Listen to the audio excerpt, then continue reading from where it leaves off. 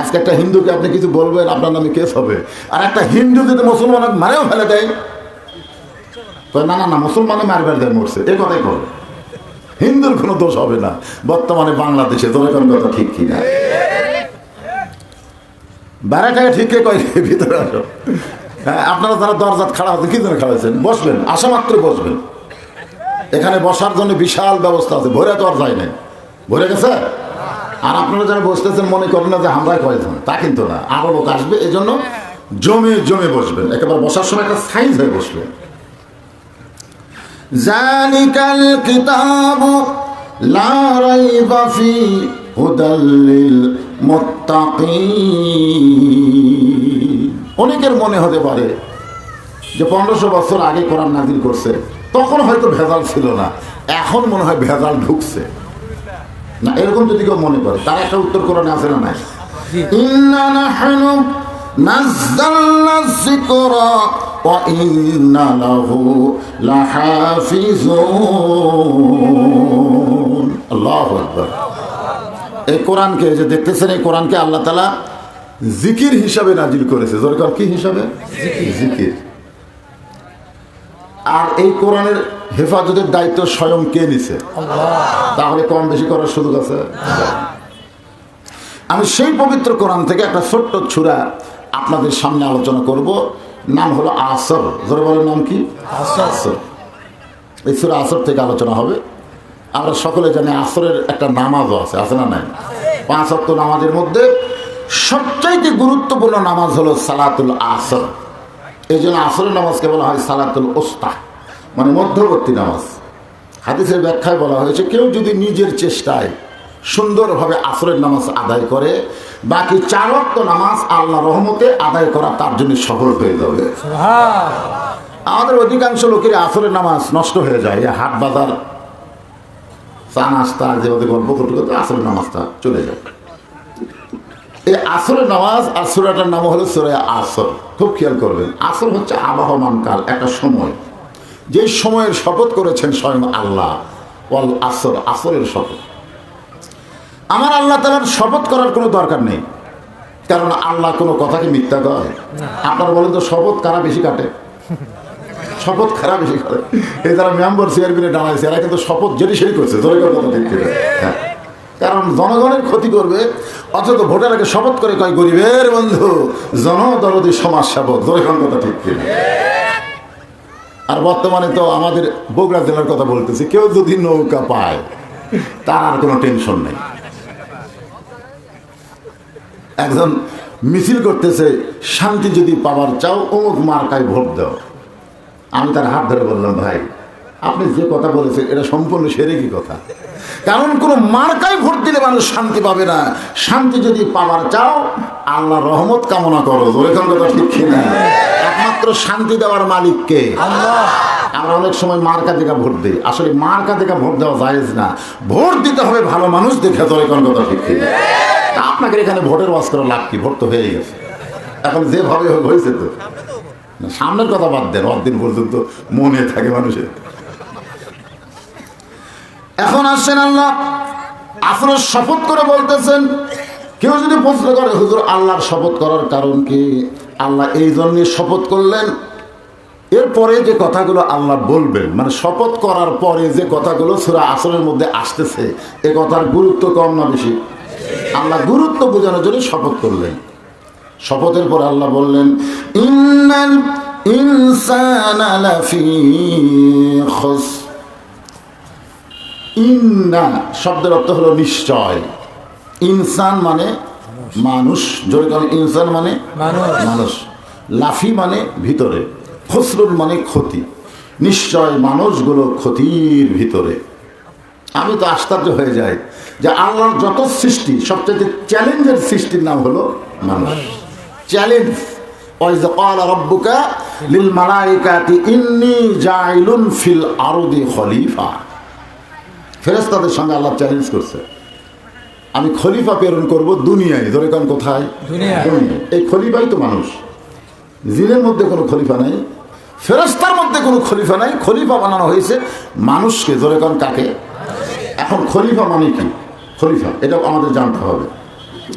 কারণ খেলাফতের দায়িত্ব আল্লাহ মানুষকে দিয়েছে, আর মুলকিয়াতের দায়িত্ব তার হাতে, আল্লাহর হাতে। মুলকিয়াত মানে বাদশাহী, বাদশাকে বাদশাহ হচ্ছেন আল্লাহ। আল্লাহ বললেন তাবারাকাল্লাযী বিয়াদিহিল মুলকু ওয়া হুয়া আলা কুল্লি শাইইন কাদির।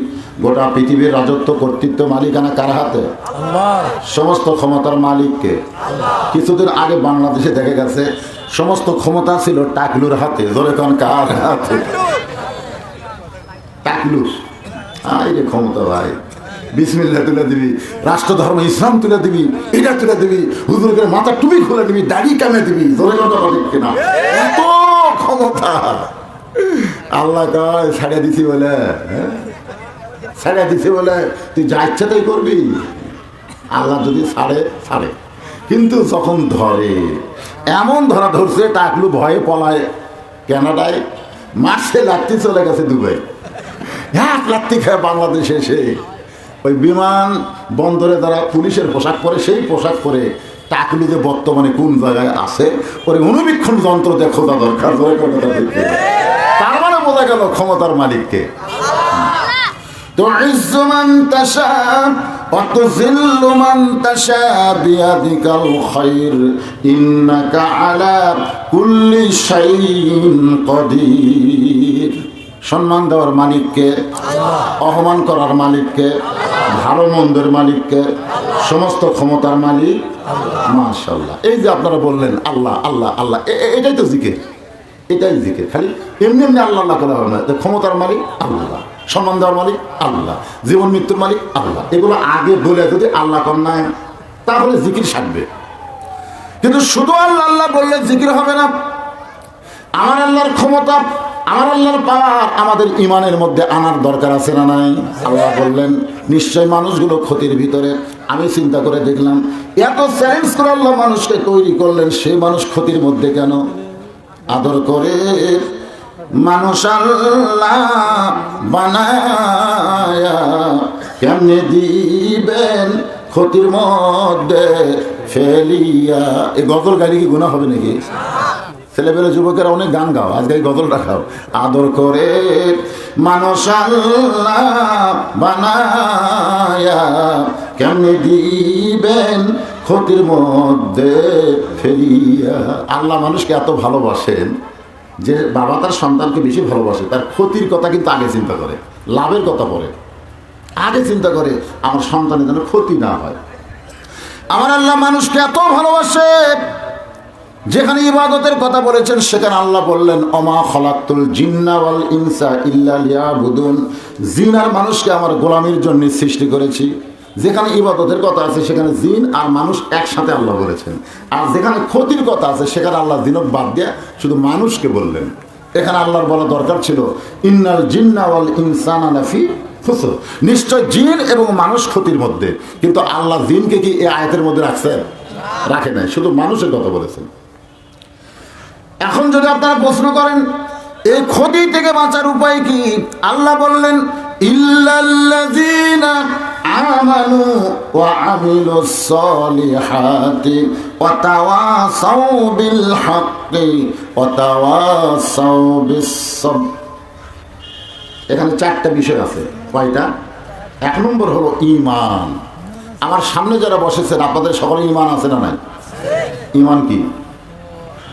সাহাবীরা জিজ্ঞাসা করলেন মা হুয়াল ঈমান, ওগো আল্লাহর নবী ঈমান কি? রাসূল বললেন ইকরার বিল লিসান তাসদীকু বিল জানান আমল বিল আরকান। এর নাম হলো ঈমান। কিছুই হয় না। আমি যে বললাম নবীর হাদিস, এখানে তিনটা কথা আছে। এক নম্বর কি? ইকরার, ইকরার বিল লিসান, জবানে বলবেন লা ইলাহা ইল্লাল্লাহ। তাসদীক বিল জানান, এটাকে মুখে বললে হবে না, এটা কলিজার মধ্যে জায়গা দেওয়া লাগবে। আমল বিল আরকান, শুধু কলিজার মধ্যে জায়গা দিলে হবে না, এটা আমলের মাধ্যমে প্রকাশ করা লাগবে। এই জন্যই আল্লাহ 2 নম্বর পয়েন্ট দিলেন ওয়া আমিলুস সলিহাত, নেক আমল করো। জোরে কোন কি আমল? নেক আমল। আমরা নেক আমল বাংলার মুসলমান করবার চাই। জোরে কোন চাই কি চাই না? আপনারা চান কি চান না? কিন্তু নেক আমল করতে যে পরিবেশ লাগবে সেই পরিবেশ কি মনে হয় আপনারা বলেন তো, যদি কোনো হিন্দু সন্তান জন্ম দিয়ে মুসলমানের বাড়ি দিল যে তুমি লালন পালন করো, 10 বছর পরে হিন্দু যদি তার সন্তানকে ফেরত নেয়, আপনার কোন তো উনি কি ভগবান কবে না আল্লাহ কবে?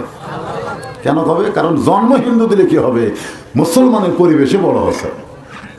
আবার যদি কোনো মুসলমান জন্ম দিয়ে হিন্দুর বাড়িতে লালন পালন করতে দেয়, 10 বছর পরে যদি মুসলমান তার সন্তানকে ফেরত চায়, ওই কি আল্লাহ কবে না ভগবান কবে? কেন ভগবান বলবে? কারণ ও মুসলমান জন্ম দিয়ে লাভ নাই, তো ও হিন্দুর পরিবেশে বড় হচ্ছে। ধরে তোর কথা ঠিক কিনা? বর্তমানে আমাদের বাংলাদেশে কোন পরিবেশ চলতেছে চিন্তা করে দেখেন তো। আল্লাহ যে কয়ে দিল আমিল সালিহা, নেক আমল কর, তারপরে কর্ম কি করে? কারণ নেক আমল করার যে পরিবেশ, সেই পরিবেশ বর্তমানে বাংলাদেশে বলতে ভয় পাচ্ছে। আমাদের এক নেতা বলতেছে, এই যে বক্তাগুলো মাহফিলে যায় খালি উস্কানি কথা কয়, উস্কানি। আমরা কি করিনি? আমরা পদ্মা ব্রিজ করলাম, যমুনা ব্রিজ করলাম, রাস্তাঘাট সব ঠিক করে দিলাম, এদেশের উন্নয়ন করলাম, মাথা পিছু এত টাকা এখন উন্নয়ন হয়েছে, আমরা কি করিনি? আমি বললাম, ভাইজান আপনি যা করছেন ভালো আছে তো, কিন্তু আপনি বলেন তো যে রাস্তা করছেন এই রাস্তা কি নিরাপদ? খুব চৌচো করে গাড়ি যায়, অথচ জনগণ বলতেছে হতো এই ভালো রাস্তা দিয়ে যান না, ডাকাত কিন্তু মাঝে মধ্যে খাড়া হয়ে থাকে।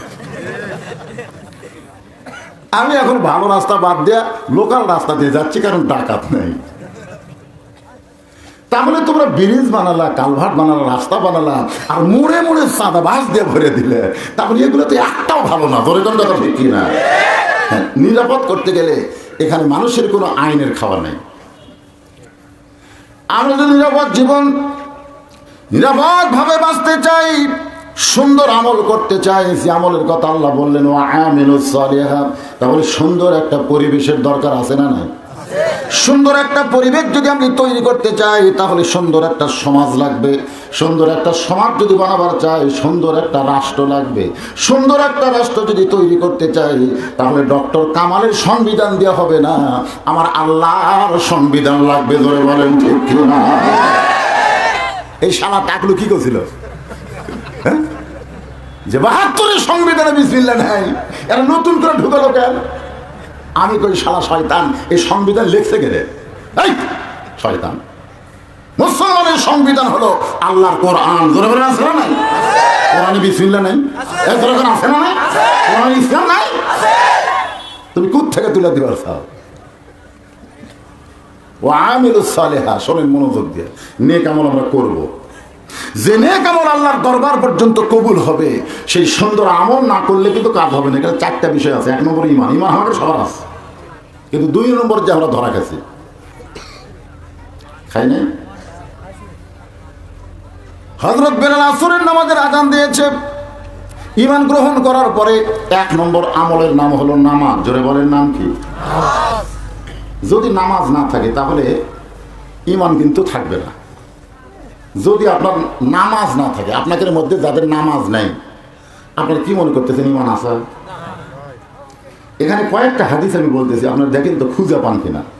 1 নম্বর হাদিস হলো লা সালাতা লা দীনা, যার নামাজ নাই তার কোনো ধর্ম নেই। 2 নম্বর হাদিস হলো লা সালাতা লা ঈমানা, যার নামাজ নাই তার ঈমান নেই। 3 নম্বর হাদিস হলো বাইনাল আবদি ওয়াল কুফরি তারকুস সালাত, বান্দার কাফেরের মধ্যে পৃথক করার জিনিসটার নামই হলো নামাজ। 4 নম্বর হাদিস হলো মান তারাকা সালাতু মুতাম্মিদান ফাকাদ কাফার। এখন আপনারা বলেন যার নামাজ নাই তার ঈমান আছে? আমাদের বাংলাদেশে এই করোনা থেকে বাঁচানোর জন্য সরকার কিন্তু ঘোষণা করেছিল ডিটল দিয়া, স্যাভলন দিয়া, আরো যেগুলো সাবান আছে, এই সাবান দিয়ে হাত ধো। আমরা কিন্তু হাত ধোয়া বেড়ে দিয়েছিলাম। ধরে কথা ঠিক কিনা? হাত ধরে আগে হাত ধরে। কিন্তু যদি মুসলমানের সরকার হতো তাহলে বলতো দৈনিক 5 বার ওযু করো, 5 ওয়াক্ত নামাজ পড়ো, ফালিয়াবুদু রাব্ব হাযাল বাইত আল্লাযী আত'আমাহুম মিন জু'ইন ওয়া আমানাহুম মিন খাউফ। কি বুঝলেন? এই ঘরের মালিকের তোমরা ইবাদত করো। এই ঘর মানে মসজিদের ইবাদত করো, তোমাদের 2টা পুরস্কার দেওয়া হবে সাথে সাথে। একটা হলো তোমার রিজিকের কোনো পেরেশানি করা লাগবে না। 2 নম্বর পুরস্কার হলো যাবতীয় ভয় ভীতি থেকে আল্লাহ তোমাকে পুরোপুরি নিরাপত্তা দিয়ে দেবে। তাহলে যারা 5 ওয়াক্ত নামাজ পড়ে তারা আল্লাহর ভয় করে না করোনার ভয় করে? কথা হয় না। নামাজিরা মনে হয় খুব বেশি মরেনি। যে কয়টা নামাজি মরছে খোঁজলে দেখবেন ওই আসল সময় নামাজ ধরেনি, ওই বুড়া বয়সে ধরছে। এখন কি বয়সে? আপনারা জানেন একটাই মাত্র ইবাদত, যে ইবাদত হলো সরকারি চাকরির মতন।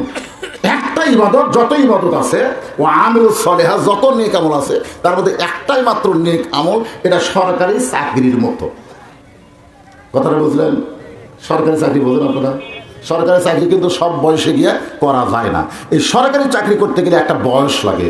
নামাজ কিন্তু সব বয়সে ধরলে হবে না, নামাজ ধরারও কিন্তু একটা বয়স আছে। ধরে কথা ঠিক। অধিকাংশ মসজিদে তারা সিয়ারে নামাজ পড়ে, সিয়ারে বসতে নামাজ পড়ে, খুঁজলে দেখবেন এই সাদারা জুয়ান বয়সে নামাজ ধরেনি, বুড়া বয়সে ধরেছে। যে মেশিন সবসময় চলে না, না চলার কারণে কিন্তু ওর বল বিয়ারিং জাম মারে। ধরে কথা ঠিক ঠিক, বল বিয়ারিং জাম মারা বোঝেন না? জাম মারছে। এখন হাঁটুরিতে এক বিয়ারিং আছে, পায়ের গোড়ালিতে এক বিয়ারিং আছে, মাজা 4টে বিয়ারিং আছে।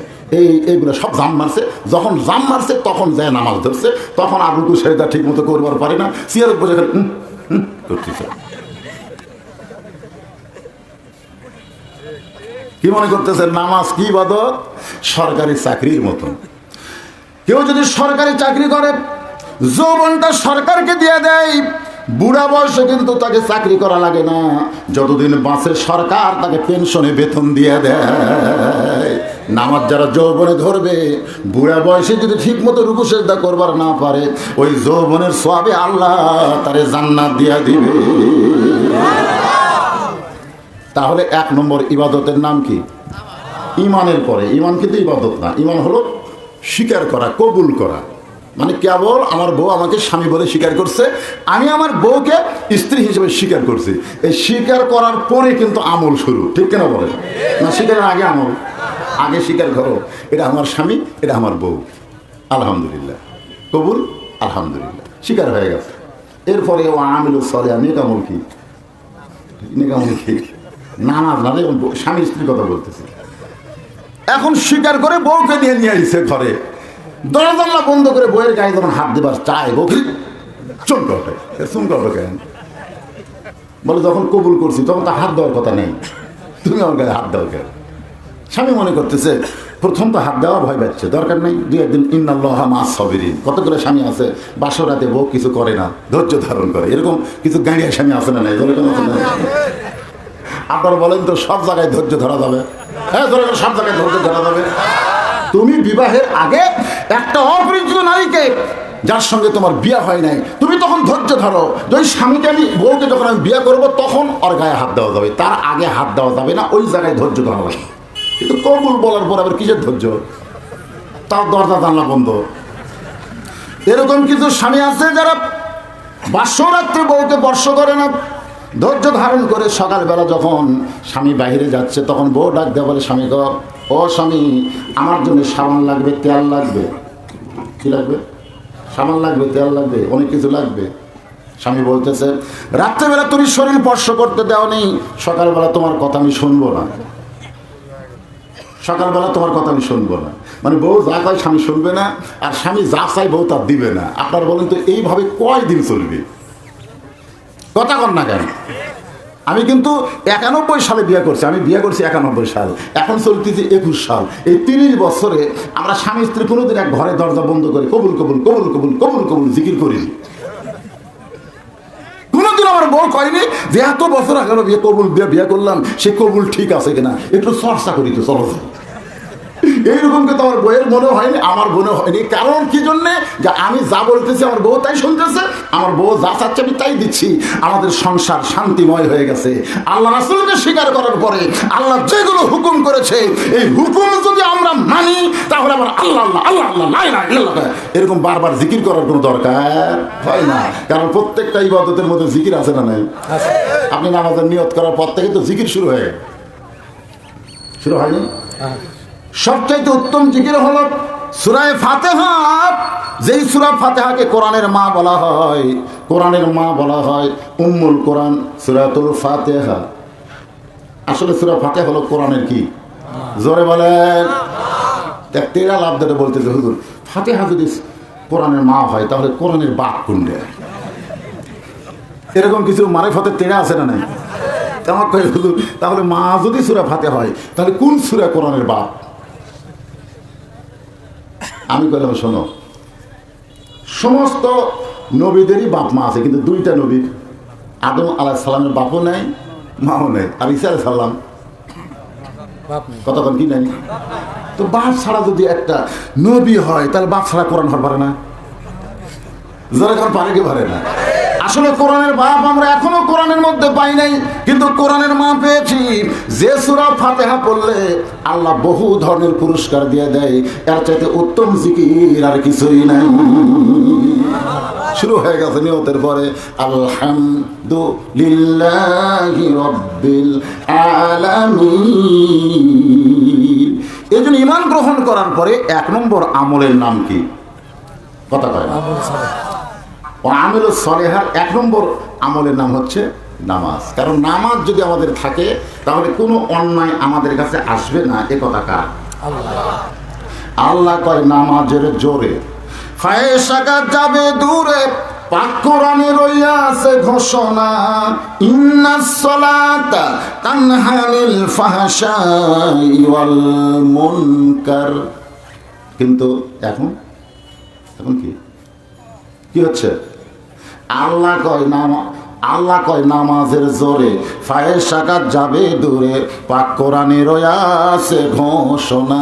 এখন আকাম কুকাম নামাজ রোজা একসাথে বান্ধিয়া বোঝা, জাহান্নামে দিয়াছ রওয়ানা। আমাদের বাংলাদেশের টাকলুর মাথায় কিন্তু কালো দাগ ছিল, জুমার দিনে মেম্বরে বসে মৌলবীদেরকেও আর শোনালো। দেখেন আপনারা, ইউটিউবে ভাইরাল হয়েছে, টাকলু মসজিদের মেম্বরে বসে ওয়াজ করতেছে। সে ওয়াজের মধ্যে বলেছে আল্লামা সাঈদীকে সরকার অযথা জেলে বন্ধ করে রাখছে, ওরে ফাঁসি দেওয়া দরকার, ওরে ফাঁসি দেওয়া দরকার, ওরে অযথা জেলে রেখে ভাত তরকারি খিলানোর দরকার কি? আল্লামা সাঈদী হুজুরকে সে ধর্ষক বলেছে, ধর্ষক।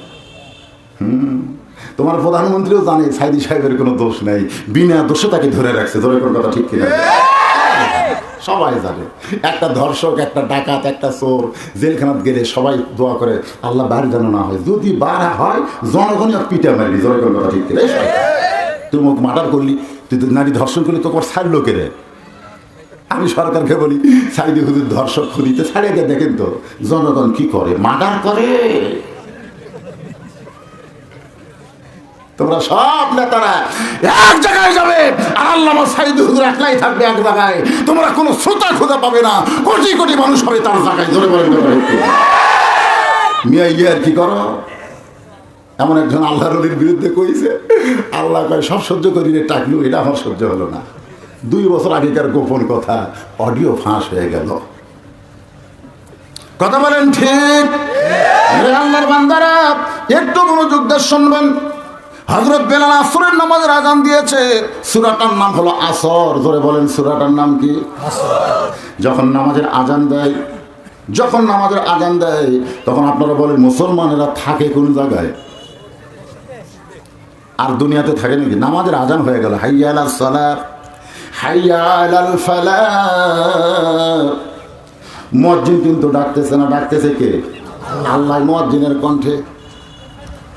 আযান দেওয়ার 15 মিনিট পরে আমাদের বাংলাদেশে আসরের নামাজ হয়। হয়তো সেই সময় সেরকম কিছু সময় ছিল।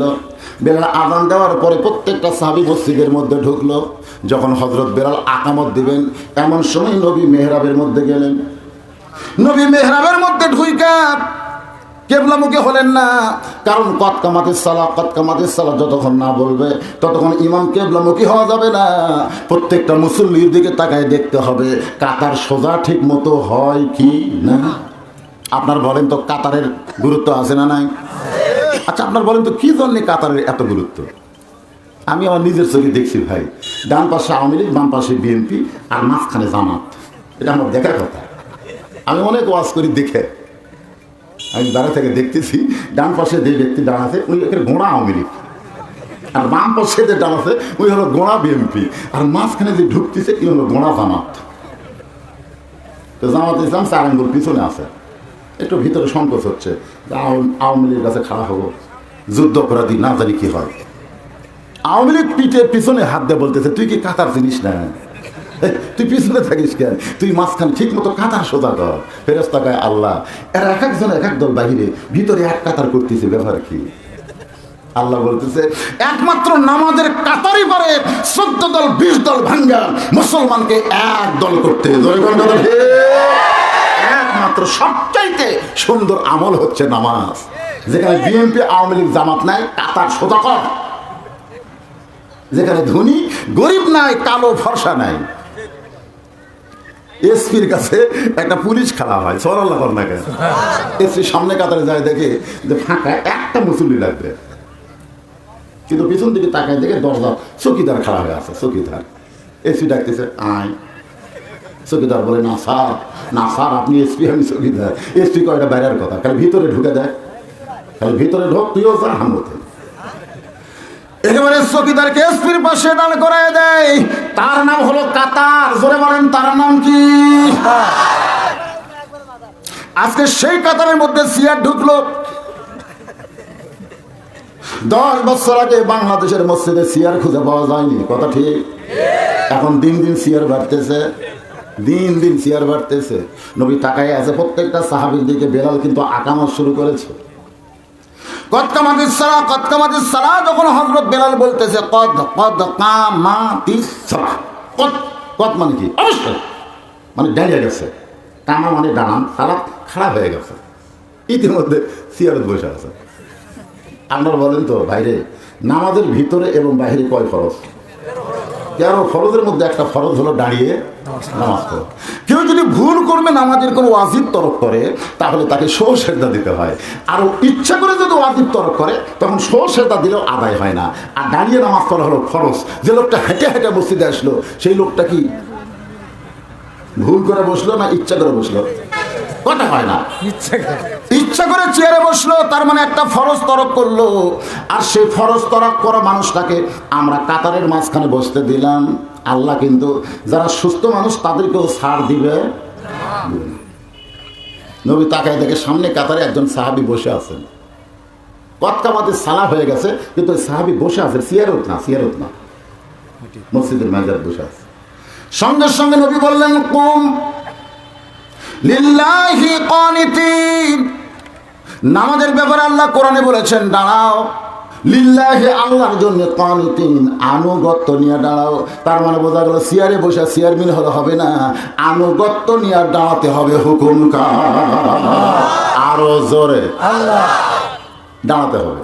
আজকে আমরা দাঁড়াবার পারতেছি না, আজকে আমরা দাঁড়াতে পারতেছি না। আজকে বাংলার মুসলমান না দাঁড়ানোর কারণে সকালবেলা 90 টাকা কেজি ডাল, দুপুরবেলা বউ কইছে 1 কেজি আনছেন কেন, আর 1 কেজি লাগবে। স্বামী বলতেছে আনতেছি, পকেটে 90 টাকা দিয়ে দোকানে যা দিয়ে ভাই 1 কেজি ডাল না, এখন 130। দোকানদারকে সকালই তো 90, বলে দেশের নাম বাংলাদেশ, দেশের নাম কি? একবার বারবার শুরু হলে, আজকে পেঁয়াজের খবর জানেন, টাকা পকেটে 200-400 বেশি করে নিয়ে বাজারে যাবেন। সিলিন্ডার একটা গ্যাসের লাগাইছে 850 টাকা কিনে, ফুরিয়ে গেছে। বউ কাছে আরেকটা নিয়ে আসো, পকেটে 900 টাকা নিয়ে গেছে, ভাড়া 50 আর গ্যাসের দাম 850। দোকানদার বলতেছে 1250।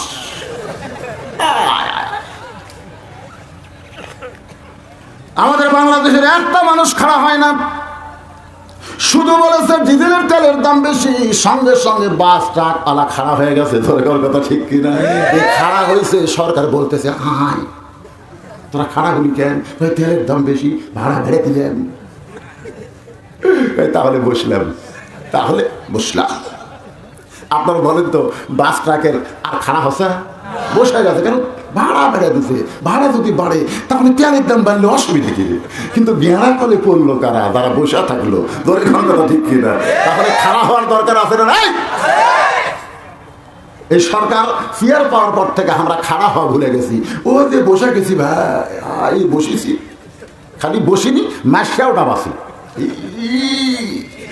কিছু পাওয়া যাবে না, কোলে বিপদ হবে। আল্লাহর বান্দার একটু মনোযোগ দেবেন। সঙ্গে সঙ্গে আল্লাহ নবী কোরআন থেকে তেলাওয়াত করলেন। সঙ্গে সঙ্গে নবী নিজের মুখের কথা বলেন নাই, আল্লাহর কোরআন বললেন কুমু লিল্লাহি কানিতিন। রে সাহাবী দাঁড়াও, এখনো বসে আছো কেন? আগামতে কত কামাতি সালা হয়ে গেছে। সঙ্গে সঙ্গে সাহাবী কান্দের বলে রাসূলুল্লাহ, আমি দাঁড়াবার চাইলে কি হবে? আমি দাঁড়াবার চাইলে কি হবে? আমার শরীর দাঁড়াবার পারতেছে না, কারণ আজকে 3 দিন না খাওয়ার কারণে আমার দেহটা এত দুর্বল হয়ে গেছে। হুজুর আমি দাঁড়াবার চাই, কিন্তু আমার দেহের কোনো শক্তি নাই। আল্লাহ রাসূল বললেন, তাহলে সামনে কাতারে কেন? সাহাবী বলতেছে, ইয়া রাসূলুল্লাহ, হযরত বেলাল যখন আযান দিয়েছে, আযান শোনার সঙ্গে সঙ্গে আপনার হাদিস আমার মনে পড়ে গেল। যখন মুয়াজ্জিন মসজিদে আযান দেবে, তখন প্রত্যেকটা পুরুষ মানুষকে মসজিদে জামাত ধরা লাগবে। ধরে কোন কি ধরা লাগবে? রাসূল কিন্তু এই কথাও বলেছে, কোনো মুসলমান দাবিদার পুরুষ মানুষ মসজিদে আযান হওয়ার পরে ইচ্ছা করে বাড়িতে নামাজ পড়ে, ওই বাড়ির প্রতি আমি নবীর এমন রাগ হয়ে যায়, আমি যেন অর্ডার দিয়ে ফেলি, বাড়ি আগুন দিয়ে পুড়ে ছাই করে দাও। কিন্তু অর্ডার না দেওয়ার পিছনে কারণ হলো ওই বাড়িতে ছোট বাচ্চা আর নারী থাকে। এ কথার দ্বারা নবী বোঝাইলেন, পুরুষ মানুষের নামাজ ইচ্ছা করে বাড়িতে হবে না 17 রাকাত। জোরে কোন কয় রাকাত? এটা জামাতে পড়তেই হবে।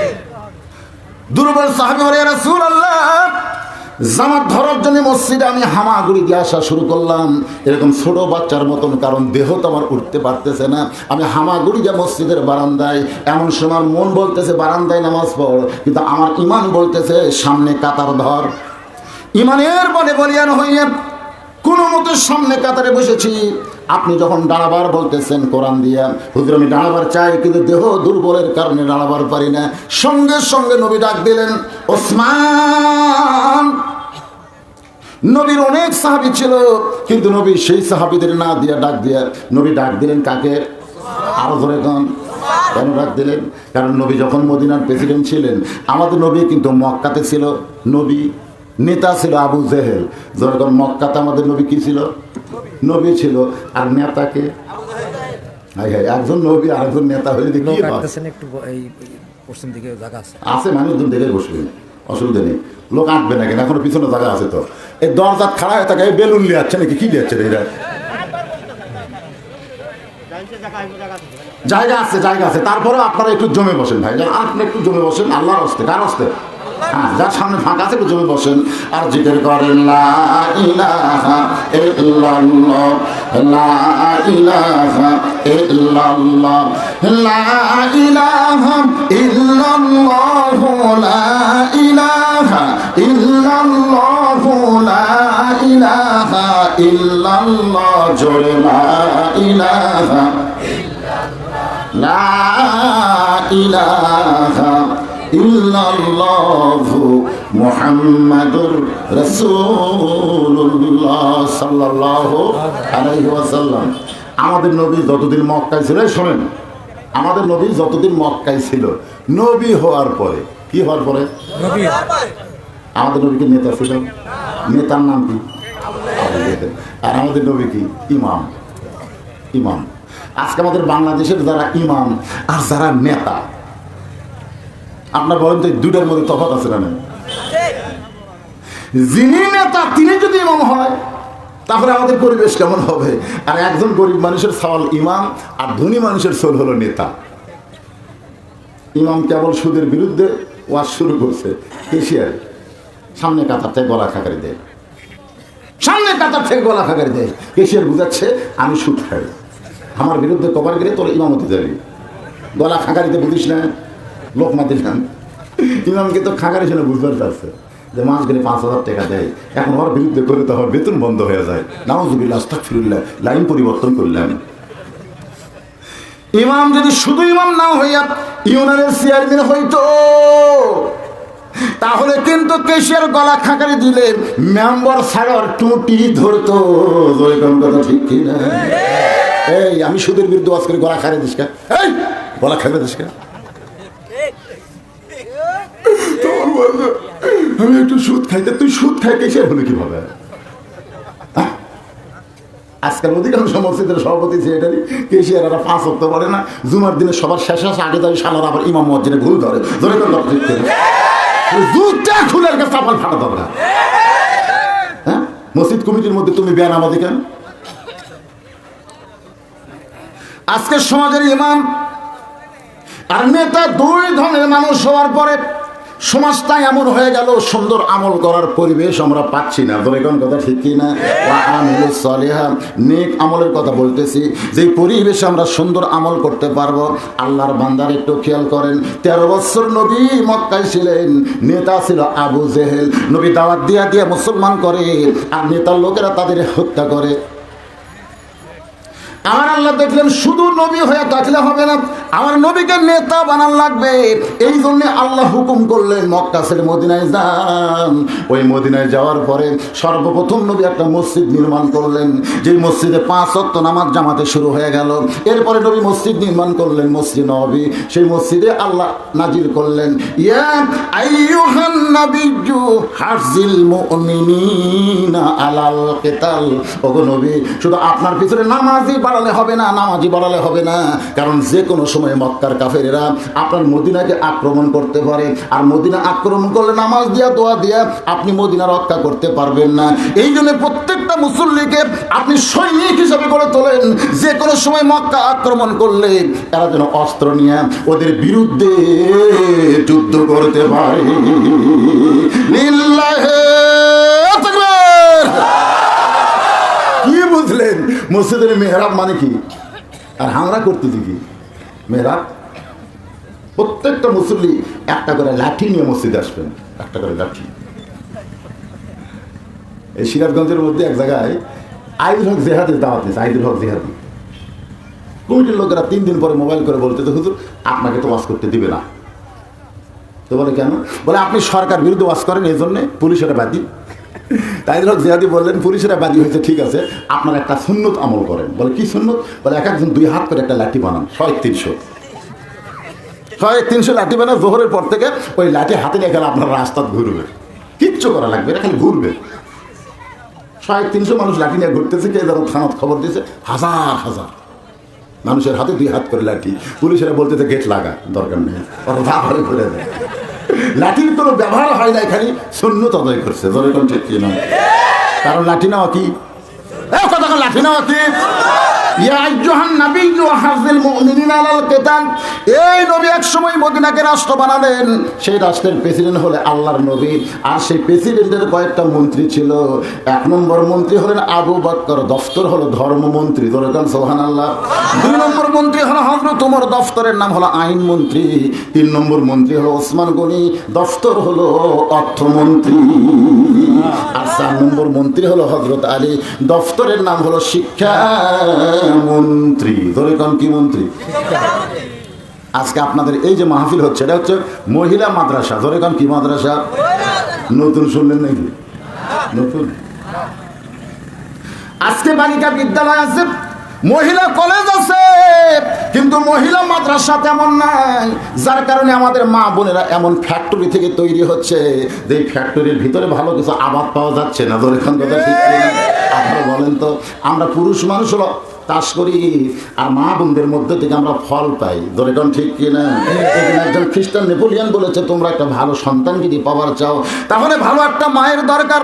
আর ভালো মা তৈরি করতে গেলে স্কুল কলেজে হবে না, এরকম মহিলা মাদ্রাসা লাগবে। ধরে বলেন কথা ঠিক কিনা? আপনাদের কাছে বোঝানোর জন্য বলতেছি, সন্তানের নাম হলো ইয়াজিদ, আর সন্তানের নাম হলো হোসাইন। আপনারা বলেন তো, একটু খেয়াল করে বলেন তো, ইয়াজিদের মা আর হোসেনের মা। ইয়াজিদের মা শিক্ষা গ্রহণ করেছে মহিলা কলেজে, আর হোসেনের মা শিক্ষা গ্রহণ করেছে মহিলা মাদ্রাসা। বুঝানোর জন্য বলতে, পরে যদি কোনো দলিল দেন, দলিল দেবো, দলিল দিয়েই আছে, কিন্তু একটু বোঝানোর দরকার আছে না? দরকার আছে না? ইয়াজিদের মায়ের নাম কি কেউ জানি না, কিন্তু হোসেনের মায়ের নাম বলার আগে আপনারা বলবেন খাতুনে জান্নাত ফাতেমাতুজ জোহরা। এটা কিন্তু কোরআন হাদিসের কথা না, তবে ইতিহাস বলেছে আব্দুল কাদের জিলানী নামে একজন ভালো মানুষ ছিলেন, নাম শোনেন না আপনারা? উনি যখন জান্নাতুল বাকি জিয়ারত করতেছেন, জান্নাতুল বাকি মানে কি? রাসূলের রওজার পাশে সবচাইতে বড় গোরস্থান, যারা হজ করতে যায় তারা জিয়ারত করে, ওই গোরস্থানের নাম হলো জান্নাতুল বাকি। আব্দুল কাদের জিলানী তার ছাত্রদের নিয়ে ওই গোরস্থান যখন জিয়ারত করতেছে, এমন সময় এক ছাত্র বলে, হুজুর আপনি চোখ বন্ধ করলে গোটা পৃথিবীর খবর বলতে পারেন। হুজুর একটু চোখ বন্ধ করে দেখেন তো, এই জান্নাতুল বাকির কোন জায়গায় মা ফাতেমার কবর, কোন জায়গায় মা ফাতেমার কবর? আব্দুল কাদের জিলানী হিচকি দিয়ে উঠলেন। ছাত্র বলতে হিচকি দিলেন কেন? বলে, তোমরা যার কবরের খবর জানতে চাও, এই জান্নাতুল বাকির মধ্যেই তার কবর আছে, কিন্তু কবরটা কোন জায়গায় এটা কিয়ামত পর্যন্ত দুনিয়ার কেউ বলতে পারবে না। সমস্ত মুরিদেরা বলে, হুজুর এই জান্নাতুল বাকির মধ্যে ফাতেমার কবর, কিন্তু কবরটা কেন বলা যাবে না? আব্দুল কাদের জিলানী বললেন, মা ফাতেমা ছিলেন জোহরা, মা ফাতেমা জোহরা হওয়ার কারণে আল্লাহ তাকে এমন সম্মান দিয়েছে, তার কবরকেও পর্যন্ত পর্দা করেছে। খাদিজাতুল কুবরা বললেন, নবী গো, সর্বপ্রথম আমি ঈমান গ্রহণ করলাম, সর্বপ্রথম আপনাকে নবী বলে স্বীকার করলাম, আমার রেজাল্ট কি? আল্লাহ নবী বললেন, আপনি মহিলাদের মধ্যে 1 নম্বর জান্নাতি, আপনি মহিলাদের মধ্যে 1 নম্বর জান্নাতি। খাদিজা বলতেছে, রাসূলুল্লাহ, তাহলে আমার মেয়ে ফাতেমাকে কি 2 নম্বর জান্নাতি বলা যায় না? 1 নম্বর যদি আবু বকর হয়, 2 নম্বর ওমর হয়েছে, তাহলে 1 নম্বর খাদিজা হলে 2 নম্বর কি ফাতেমা বলা যায় না? আল্লাহ রাসূল বললেন, খাদিজা আপনার ফাতেমাকে আমি 2 নম্বর কেন বলবো? কারণ ফাতেমা তো জান্নাতি নয়, ফাতেমা হলো জান্নাতি নারীদের নেত্রী। জোরে কোন সুবহানাল্লাহ। যে বলেছে জান্নাতি নারীদের নেত্রী। খাদিজা বলতেছে, আল্লাহ আমাকে বাদ দিয়া আমার পেটের মেয়ে ফাতেমাকে কেন জান্নাতি নারীদের নেত্রী বানাইলো? রাসূল বলে, খাদিজা আপনার নাকের সাইজ কেমন, মুখের সাইজ কেমন, আপনার গায়ের রং কেমন, এটা কি দুনিয়ার পুরুষ বলতে পারে?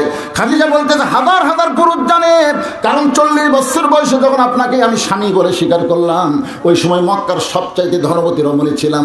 আর এই ধনবতী হওয়ার পিছনে কারণ হলো আমার বাবার অনেক ব্যবসা ছিল, ওই ব্যবসা আমি নিজেই দেখাশোনা করতাম। এই ব্যবসা দেখাশোনা করার কারণে অনেক পুরুষের সঙ্গে আমার লেনদেন করতে হয়েছে। এই পুরুষের আমার নাকের সাইজ, মুখের সাইজ, আমার গায়ের